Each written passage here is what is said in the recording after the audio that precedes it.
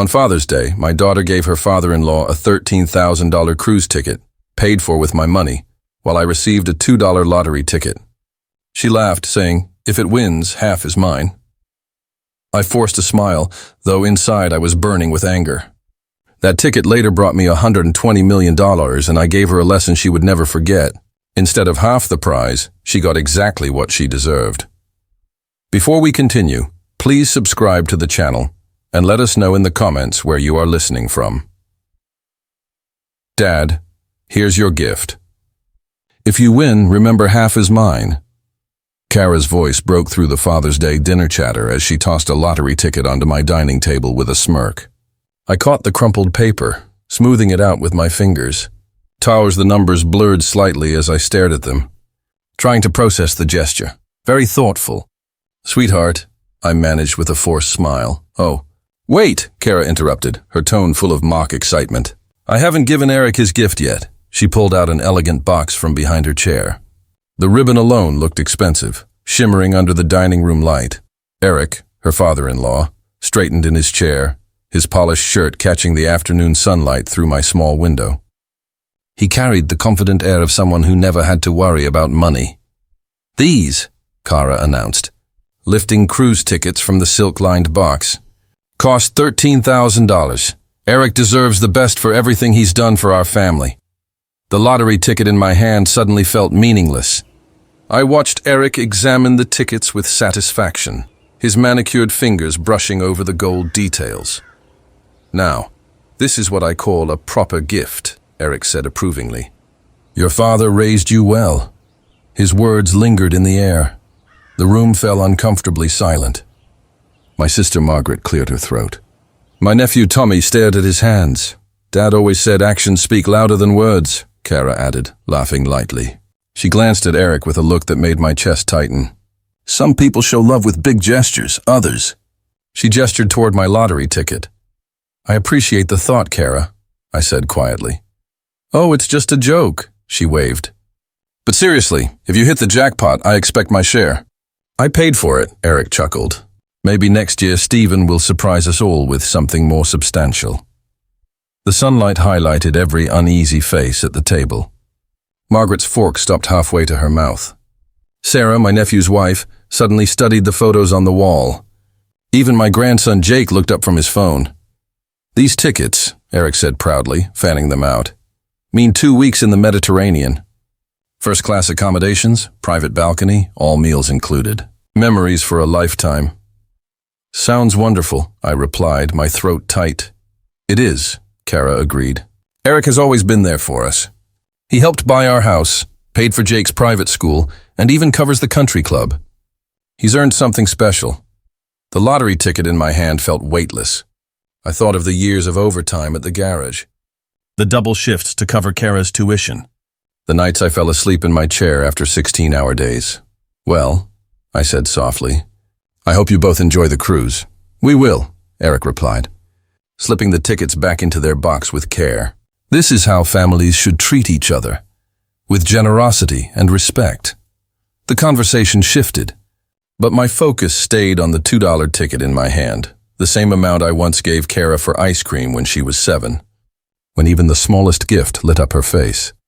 After dinner, they left quickly. Car doors slammed, engines started, voices faded into the evening. I remained at the table, staring at the lottery ticket as the last light disappeared from my dining room. The house settled into silence.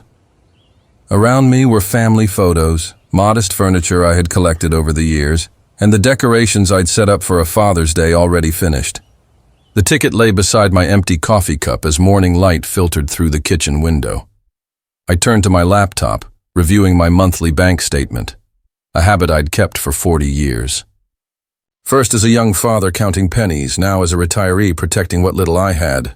My eyes traced the list: utilities, groceries, the ingredients for that dinner. Everything accounted for until I reached one line: premium travel services, $13,600. I blinked. Surely I had misread, but the number stayed. My hands trembled as I checked the date. 1 week ago, Thursday, I hadn't been near any travel agency. Then it hit me. Kara still had authorized access to my account. a precaution I'd set years ago after her mother passed. I had forgotten about it completely.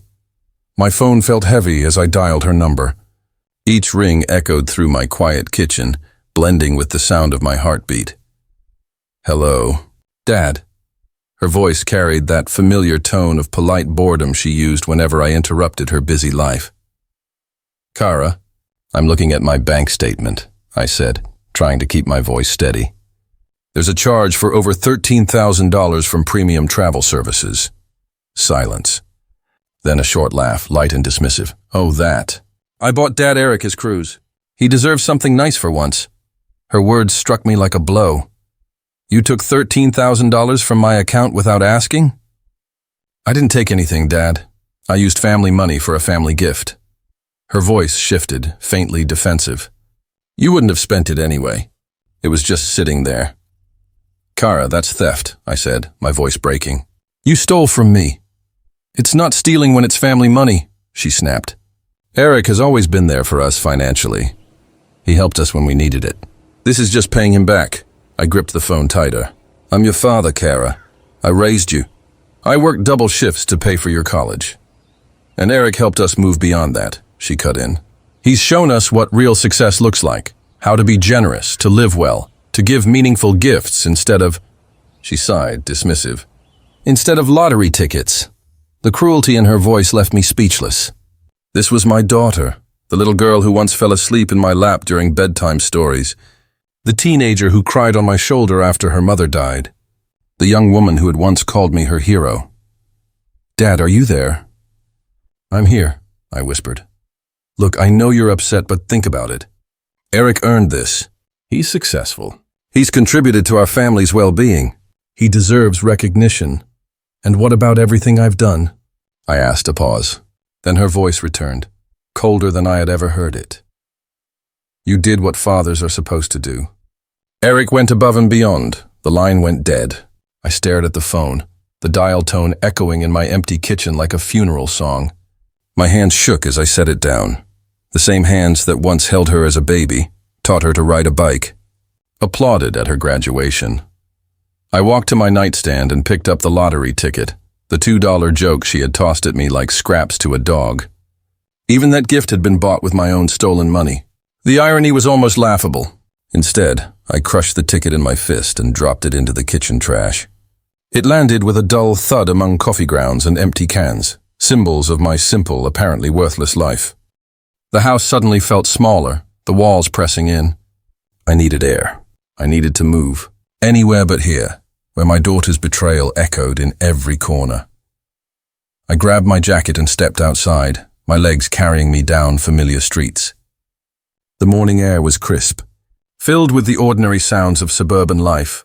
Lawnmowers, children laughing, neighbors greeting one another. Mrs. Patterson waved from her garden, her arthritic hands tending to tomato plants. Beautiful morning, Stephen. Yes, it is, I replied automatically, though the day felt far from beautiful. I passed the Henderson's house where Tom was teaching his grandson to throw a baseball. The boy's laughter drifted on the breeze, pure and uncomplicated. I remembered teaching Kara the same way, her small hands clinging to the ball, her joy when she finally threw it right. When had that changed? When had my love become insufficient? When had my life turned into something she was ashamed of? The questions followed me down Maple Street, past the corner market where I once bought her candy, past the park where she played on summer afternoons. Every memory now felt tainted, filtered through what she had become. My phone buzzed. A text. For a moment, hope stirred. Maybe Kara had reconsidered. Maybe she understood. Dad, I talked to Eric about the money. He thinks you're overreacting. It's not like you needed it for anything important. We'll pay you back when we can. Maybe for Christmas. K.I. stopped walking. Read it again. Then a third time. When we can? As if $13,000 was pocket change. As if my financial stability was negotiable. The phone rang before I could reply. My sister Margaret's name appeared on the screen. Stephen, are you okay? Kara called me. Said you were upset about some money. She stole $13,000 from my account, Margaret, I said flatly. To buy her father-in-law a cruise. Silence. Then, she what? She still had access to my account. She used it to buy Eric a $13,000 Father's Day cruise. She gave me a $2 lottery ticket and told me half the winnings were hers. Jesus, Stephen. Are you sure? Maybe there's some mistake. She admitted it. Said it wasn't stealing because it was family money. She said Eric deserved it because he's been generous to them. Unlike me, Margaret's voice softened, filled with sympathy. Stephen, I'm so sorry. I had no idea she'd become so... She trailed off. Cruel, I said simply. She's become cruel. We spoke a little longer. Margaret offered to come over, to call Kara, to help in any way. But nothing could be done. My daughter had shown me exactly what I meant to her. No one could change that truth. I walked home slowly, exhausted in a way that had nothing to do with my legs. Inside, the house felt different, smaller, worn, stripped bare by the way Kara now saw it. The trash can still held the crumpled lottery ticket, a reminder of the joke that had started it all. I stared at it for a long moment, remembering the weight of those $2, her laughter as she tossed it across the table. Tomorrow, I would call the bank. I would revoke her access, finally take the steps I should have taken years ago. But tonight, I would sit in this quiet house and mourn the daughter I had lost, the relationship that had died without me noticing. The lottery ticket lay in the trash, forgotten and worthless, while I grieved something far more valuable. The next morning came with the harsh clarity of a sleepless night. I sat at the kitchen table, coffee cooling beside me, staring at the bank's phone number written on a scrap of paper. My hands were steady for the first time in 24 hours. First National Bank Customer Service. This is Rebecca. How can I help you? I need to revoke authorized access to my account, I said. Someone has been making unauthorized purchases. The process was quick, Rebecca's professional voice guiding me step by step. Within 15 minutes, Kara's access was revoked. New security measures were in place. For the first time in years, I felt secure, protected. Is there anything else I can help you with today, Mr. Woods? No, that covers it. Thank you. I hung up and looked around my kitchen with fresh eyes. The modest space no longer felt shabby. It felt honest, clean, mine. Then I thought of the lottery ticket in the trash. That $2 joke, bought with my own stolen money and tossed at me like charity. I pulled it out, smoothed the crumpled paper on the counter, and stared at the numbers. The irony was almost absurd. She had stolen from me to buy me a gift, then claimed half the winnings. Now, the numbers stared back at me. At 07, 14, 23, 35, 42, and Powerball 18. I had memorized those numbers. Digits that somehow represented everything broken in my relationship with my daughter. I crushed the slip of paper again and tossed it back into the trash, harder than necessary. The morning stretched before me, silent and empty. I needed to move, to step away from this kitchen where yesterday's betrayal still lingered. Grabbing my jacket, I let my feet guide me through the familiar streets of my neighborhood. The cool air carried the sounds of daily life, lawnmowers starting, children laughing, neighbors exchanging greetings. Mrs. Patterson was tending her roses again, her hands steady and kind. She smiled warmly when I passed. Morning, Stephen. You're out early today. Couldn't sleep, I replied, pausing by her fence. Thought a walk might help. She nodded. Sometimes the best thinking happens while walking. Her late husband, once a mechanic like me, had lived by that belief. He was a man who knew that character held more weight than a bank balance. He was right, I said before continuing past the Henderson house, where Tom washed his car while his grandson splashed more than he cleaned. Their laughter drifted on the breeze, light and pure. 2 blocks down stood the market where I'd bought candy as a child. Mr. Chen, its longtime owner, was carefully arranging fruit in his window, as he had for 3 decades. He never became wealthy, but he never sacrificed his values either. People like him understood something Kara had forgotten, that respect, honest work, and real relationships mattered more than financial gain. My phone buzzed with a message. Hope rose briefly. Maybe Kara had reconsidered. But her words quickly ended that thought. Dad, I talked to Eric about the money. He thinks you're overreacting. It's not like you needed it for anything important. We'll pay you back, maybe by Christmas. K.I. stopped walking, reading it twice. The casual dismissal of my security, the assumption that $13,000 was insignificant, the vague promise of repayment. It clarified everything. This was who she had become. This was what I meant to her. I deleted the message and kept walking. My neighborhood wrapped around me like a blanket, filled with ordinary people living honest lives. Whatever came next, I would face with dignity. The crumpled lottery ticket remained in my kitchen trash, worthless and forgotten, as I moved forward with my head held high. 3 days passed since I had taken back control of my finances. Days of coffee, simple meals, and quiet reassurance that I had done the right thing. I was stirring scrambled eggs when the phone rang sharply. "Dad, what did you do to my card?" Kara's voice erupted before I could answer. It was declined at Nordstrom. "Do you know how humiliating that was?" I set down my spatula, my hand steady. "I removed your access after you took $13,000 from my account." "I didn't steal anything," she shot back, her tone defensive. "That money was for family, for someone who actually contributes." "You didn't ask permission, Kara. You just took it." I could hear shopping bags rustling, mall sounds behind her. She was calling from a parking lot, carrying an $800 handbag. "Dad, do you realize how embarrassing it was when they declined my card 3 times? Everyone was staring. I looked like someone who can't even afford basic things." Her words stung, not because of the situation, but because she equated worth with luxury. "I'm sorry you were embarrassed," I said quietly, "but that doesn't change what you did." "What I did?" She laughed bitterly. "What I did was show Eric the respect he deserves, something you've never done." I sat at the kitchen table where I had discovered her theft days earlier. "Kara, I raised you. I worked 60-hour weeks to pay for your education. I thought that meant something. And Eric showed us what real success looks like," she snapped. "Not hoarding money like a miser," the words struck hard.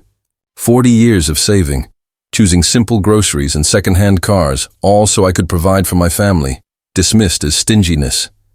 "You'll regret this, Dad," she said coldly. "You think you can humiliate me and walk away? There will be consequences. I have friends, people who matter, who know what family loyalty means." The line clicked dead. I set the phone down, returning to my eggs, though they had gone cold. Even reheated, they tasted of ash. That evening, I flipped through channels without focus. Wolves in a documentary, a baking show with desserts I'd never make, a news program on policies that felt far away. My tablet sat untouched until curiosity won. On Facebook, I scrolled past updates until I saw Kara's post, her photo staged with tears. Having to share this breaks my heart.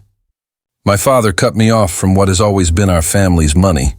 After years of helping him through hard times, he suddenly decided, I'm not trustworthy. All because I bought Eric, a true father figure, a gift from unused savings. I never thought my own father could be so selfish.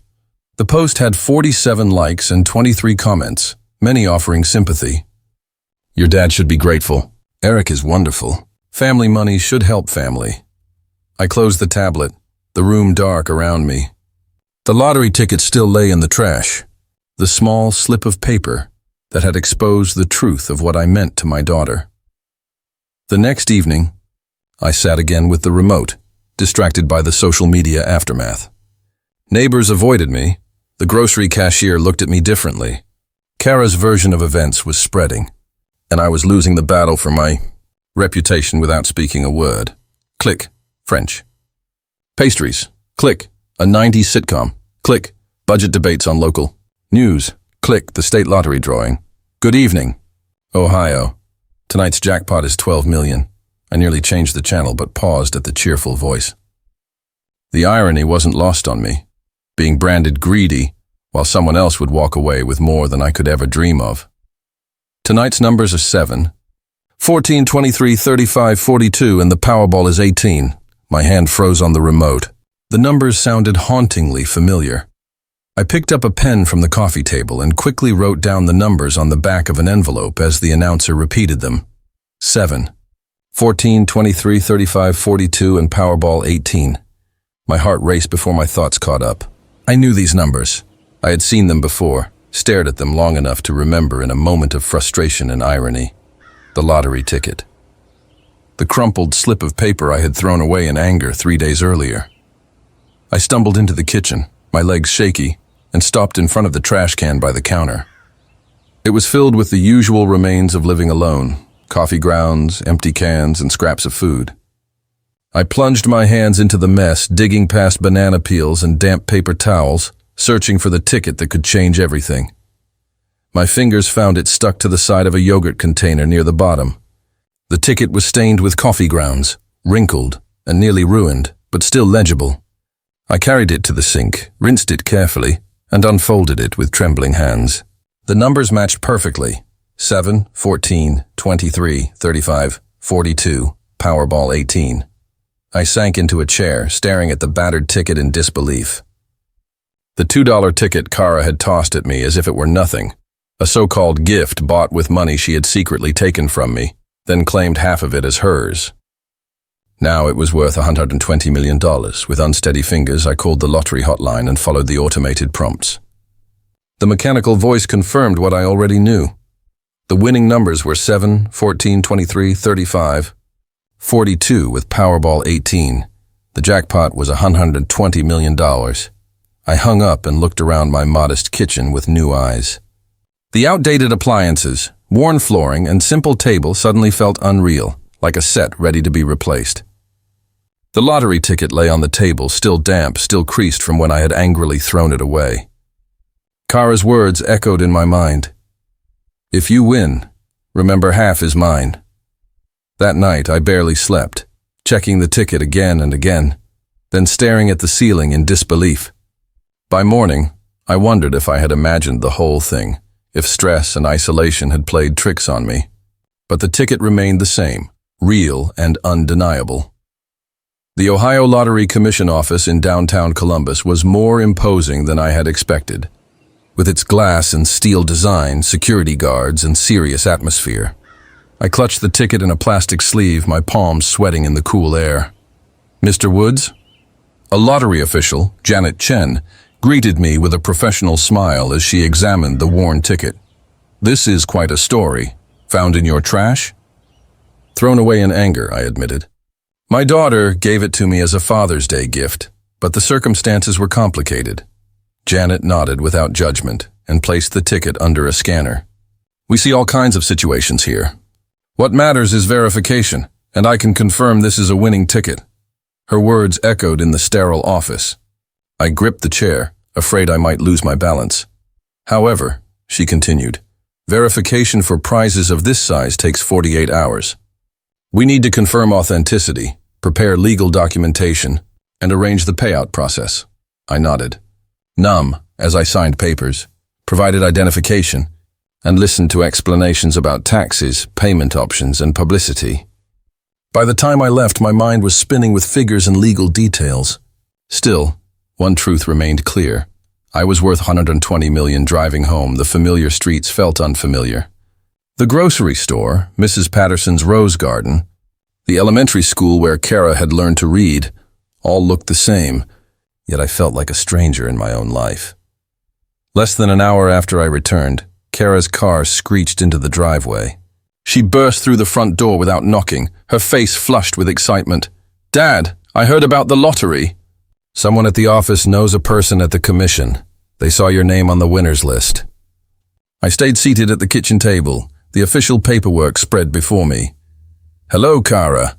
Don't hello me, she snapped. Do you realize what this means? We're millionaires. Remember what I said. Half is mine. That was a gift, Kara, I replied calmly, though I didn't feel calm. You can't take back a gift. Her expression hardened. We had an agreement. Everyone at that dinner heard me. Witnesses, Dad. Legal witnesses. You threw that ticket at me like garbage, I said quietly. You bought it with money you took from my account. It was never about sharing. Stole? She shouted. I used family money for a family purpose. And now you're trying to cheat me out of what's rightfully mine. I looked at her, really looked. The little girl who once curled up in my lap for bedtime stories was gone. In her place stood someone who saw my fortune only as her entitlement. The ticket was a gift, I repeated. Whatever you said, it became mine the moment you gave it to me. I'll sue you, she said, slamming her hand on the table. I'll prove it's mine. I'll take you to court and show everyone what kind of man you are. And what kind of man am I, Kara? I asked. For a moment, something flickered across her face, recognition, maybe even shame. But it vanished quickly, replaced by cold resolve. "The kind who steals from his own daughter," she stormed out, her words lingering like smoke. I listened to her car roar away, then looked down at the official documents confirming my win. $120 million. Enough for 10 lifetimes. And yet, all I felt was exhausted. I woke the next morning to my phone buzzing nonstop. 15 missed calls, 12 texts, and a flood of social media notifications that made my stomach turn before I was fully awake. A Facebook post went live at 6:47 a.m., just as people were settling in with coffee and morning news. Its headline was urgent. "My father has stolen my lottery ticket and is keeping the entire jackpot for himself." This was the same man who had once cut off my access to family funds and humiliated me publicly. I had given him the ticket as a gift, with the clear agreement that we would share any winnings. Now he was refusing. "This is elder abuse in reverse," I wrote. "When older parents become consumed by money, they can betray even their own children. Please share this. I need people to know what's happening." The post included a photo of me from last Christmas, looking serious in a holiday sweater. Comments poured in almost instantly, spreading across social media. But Kara didn't stop there. On Instagram, she uploaded a tearful video from her car, mascara streaking down her cheeks. "I don't usually share private family issues," she said, "but I'm desperate. My father literally stole my lottery ticket, worth $120 million, and is keeping it all. I bought it for him as a Father's Day gift. I even joked, half is mine, because that's what families do. They share. But he treated that as a legal loophole instead of an act of love." Meanwhile, Eric launched his own campaign across LinkedIn and Facebook, his words carrying professional weight. "Financial elder abuse is tragic, but reverse elder abuse is just as destructive. When parents betray their children's trust over money, families collapse. My wife is devastated by her father's greed. That ticket was a gift, with a clear agreement to share the winnings. Yet he now claims it all. This behavior tears apart families and communities." Not long after, my phone rang. It was Margaret. "Stephen, what on earth is happening? My neighbor just called to ask if you really stole Kara's lottery ticket." Social media is in chaos. I tried to explain as plainly as possible, though it still sounded complicated. Yes, Kara had bought the ticket. Yes, she had joked about sharing. Yes, I had won. But no, I didn't believe I owed her anything. "But Stephen," Margaret reminded me softly, "she did buy it for you." "With money she took from my account," I answered. By noon, the story had gone viral in our corner of the internet. Local Facebook groups debated family loyalty, legal rights, and moral duties. The neighborhood app next door lit up with arguments about the greedy lottery winner on Maple Street. I made the mistake of reading the comments under Kara's posts. How can a father do this to his daughter? This is theft. Lawyers should intervene. The daughter has always been kind. The father has always been strange about money. Team Kara all the way. No father should keep money that belongs to his child. Eric's professional network added fuel. Colleagues at his investment firm reposted his statements, framing the issue around family values and financial ethics. People I had known for decades now stood publicly with Kara. I closed my laptop and gazed out the kitchen window at the street I'd lived on for 30 years. 3 neighbors lingered by my mailbox, whispering until they saw me. Then, like children caught misbehaving, they quickly dispersed. My phone buzzed. "Channel 6 wants to interview you about the lottery controversy. Call us." Another message followed. Columbus Dispatch seeking comment on family dispute. Then another. Legal representation available for lottery ticket cases. Free consultation. I silenced my phone and sat in the quiet kitchen. The official lottery paperwork was still spread across my table like evidence. Outside, neighbors whispered, their judgments echoing in online comments and guarded looks. The irony wasn't lost on me. I was now worth $120 million, and I had never felt more alone. The morning light streamed in as I laid Kara's social media posts on the table, each share and comment another blow to my reputation. My coffee sat untouched, cold beside me, as I scrolled through the digital destruction of my character. The landline phone rang, its old-fashioned bell cutting the silence. The caller ID showed an unfamiliar number, but the pattern looked like a business line. Mr. Woods, this is William Johnson, Eric's father. His voice was steady, professional. Carrying years of authority. I think we need to talk, he said. I gripped the receiver. I'm not sure there's anything to discuss, Mr. Johnson. There's quite a lot, actually. After a pause, he continued. Could we meet this morning? Murphy's Diner on 5th Street, in an hour. Murphy's was a modest family diner where I sometimes went for their Saturday breakfast. It was the last place I expected Eric's family to suggest. May I ask what this is about? I said. The lottery ticket, William replied calmly, and what I saw on Father's Day. My chest tightened as his words sank in. I was indeed there. An hour later, Mr. Woods. The call ended abruptly, leaving me staring at the phone in confusion. Eric's father asking to meet about the lottery ticket could only mean complications. Maybe they were planning a legal strategy, or perhaps William wanted to pressure me into settling with Kara. I almost refused, but curiosity outweighed caution. Murphy's Diner sat on a corner lot that had hosted restaurants for half a century. Red vinyl booths, checkered floors, and coffee strong enough to wake the dead. I spotted William instantly. His tailored navy suit stood out among the modest crowd. He rose when he saw me, extending a polished hand. Mr. Woods, thank you for coming. We slid into a booth near the window where the morning light emphasized the deep lines on his face. Dolores, the longtime waitress, poured coffee for us without asking. I saw the entire gift exchange on Father's Day. William began directly. Your daughter gave you that lottery ticket and clearly called it your gift. I studied his face, searching for signs of deceit. She says we had an agreement to share any winnings. William's tone sharpened. That's not true. I saw her toss the ticket across the table with a laugh. There was no deal, no agreement, no contract. It was a gift, nothing more. He scrolled through his phone with the ease of a man who had built his life in the digital age. What my son and daughter-in-law are doing is disgraceful. They're damaging your reputation with lies. You're Eric's father, I said carefully. Why oppose your own son? William let out a bitter laugh. Because I raised him to value integrity, and he's forgotten that. This lottery issue has shown me a side of him I never wanted to see.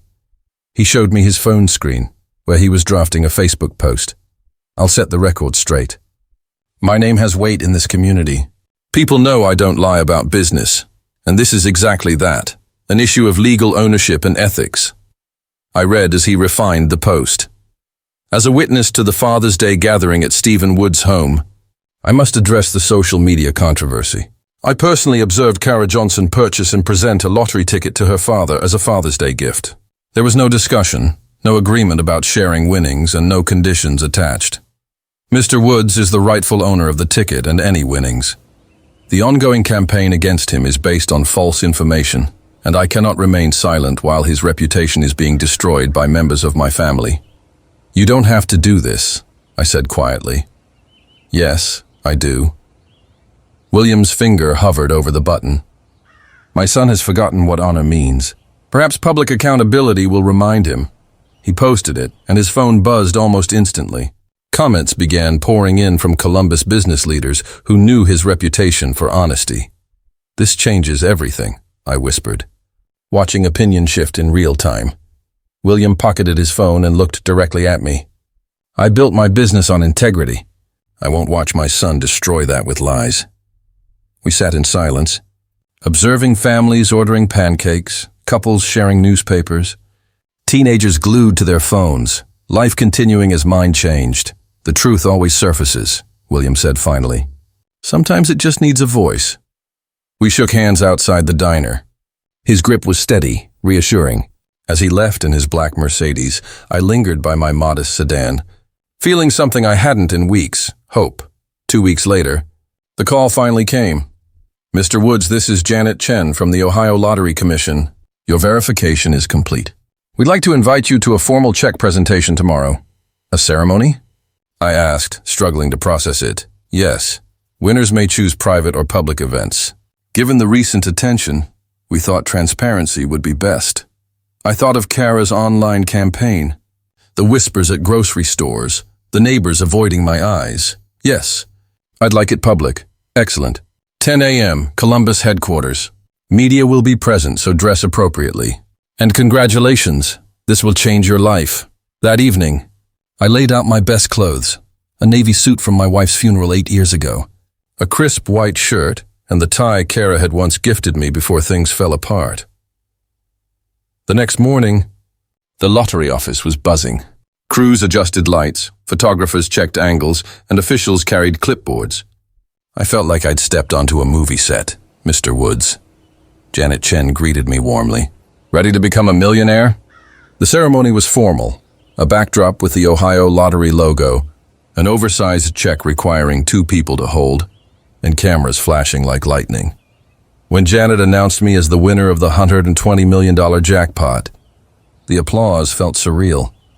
This is unexpected, I said into the microphone, relieved my voice carried well. I intend to use this blessing responsibly, to help others, to pursue long-delayed dreams, and to live with dignity. Reporters fired questions. How did it feel? What were my plans? Would I stop working? I answered with honesty, focusing on gratitude rather than the family disputes that had led here. Then, through the crowd, I saw them. Kara and Eric pushed forward, her face flushed with determination. She wore a designer dress meant for important moments. Stop, she shouted, her voice cutting through the room. That's my ticket. We had an agreement. Security moved quickly, but Kara's voice still carried. Everyone here needs to know that ticket was mine. He was trying to take money from his own daughter. The cameras, which had been centered on me during the ceremonial check, quickly shifted to the sudden disturbance. This was the kind of scene television reporters sought. Ma'am, please step back from the ceremony area, a security guard said firmly but politely. I looked straight at Kara, feeling calmer than I had in months. Kara, don't do this here. But she was beyond reason, waving her arms while Eric tried to restrain her. That ticket was mine. I said half belonged to me. Everyone at that dinner heard it. A reporter pushed a microphone toward me. Mr. Woods, any comment on this family dispute? The ticket was a Father's Day gift from my daughter, I replied, my voice steady despite the chaos. Mr. William Johnson, who was present at that dinner, already confirmed it. That's all there is to say. And what do you plan to do with the money? Another asked. I thought of Kara's shouting, the months of manipulation, the years I had excused her worst behavior in the name of love. I plan to help others who deserve it, I said. I want to start a business I've dreamed about for years and live with integrity, something worthy of good fortune. The ceremony ended with handshakes and signed paperwork. Outside, Kara and Eric argued loudly beside their BMW, their gestures sharp, their voices rising. I carried the ceremonial check and documents to my car, now one of the wealthiest men in Ohio. As I drove away, I glimpsed them in the mirror, still fighting, their bond crumbling under greed. For the first time in months, I smiled. The next morning, I sat at my kitchen table reading the newspaper report on my lottery win when I heard a car door outside. Through the window, I saw Kara walking up the driveway. Her posture was entirely different, slow, hesitant, shoulders slumped. Instead of her usual boldness, she knocked softly, almost apologetically. I opened the door. Her eyes were swollen, her expensive clothes wrinkled. Dad, can we talk, please? Despite everything, my instincts stirred. Come in, Kara. She perched on the couch, hands twisting nervously. I'm so sorry about yesterday, she whispered. I was overwhelmed and scared. I wasn't thinking straight, tears followed. Eric has been pressuring me about money. Our finances are worse than I told anyone. I didn't know who else to turn to. What kind of trouble? I asked, settling into my chair, keeping distance. We're about to lose our house. The mortgage, the credit cards, Eric's failing business. It's all collapsing. We owe nearly $400,000, and foreclosure has started. She described sleepless nights, panic, desperate efforts to hide their decline. Eric's firm was bleeding money. They couldn't cancel the country club, and Jake's school drained what little they had left. I was embarrassed to ask before, she said, dabbing her eyes. You know how proud Eric is? He'd die if he knew I came to beg my father. I listened and realized it was a performance. The same method she used as a teenager. Tears, helplessness, appeals to my protection.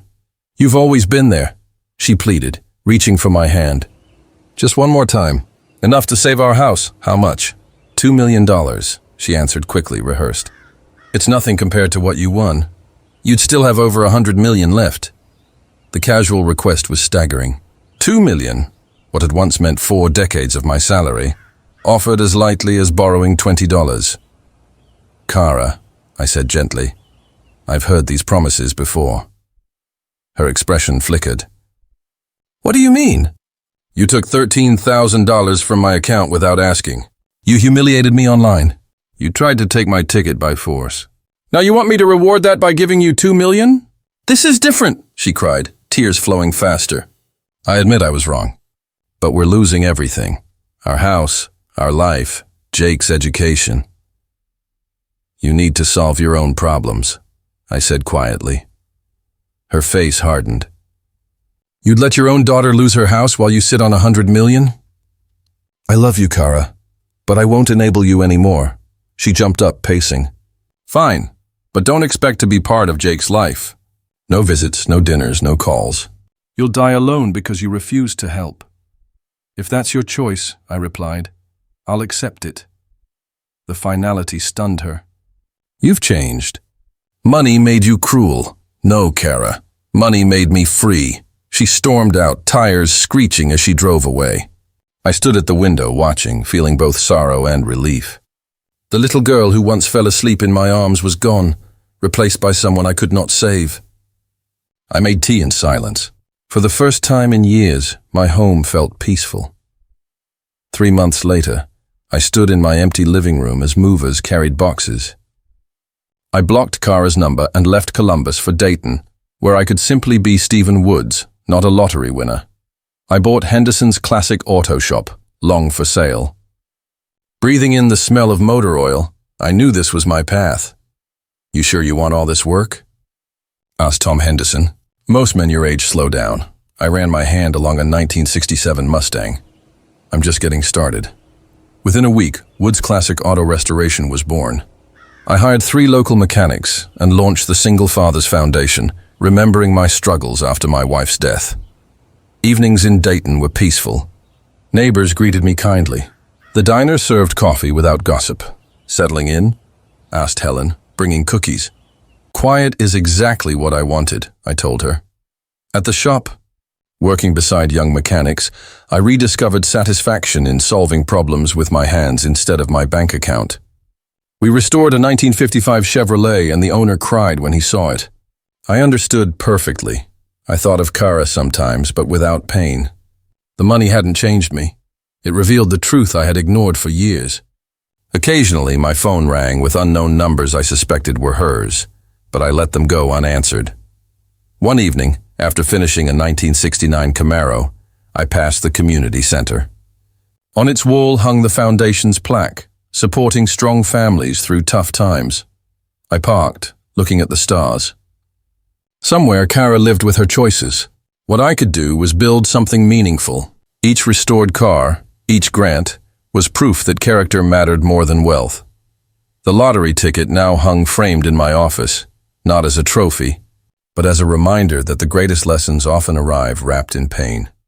If you enjoyed this story, please like this video, subscribe to the channel, and share your thoughts in the comments. To hear the next story, click the box on the left. Thank you for watching,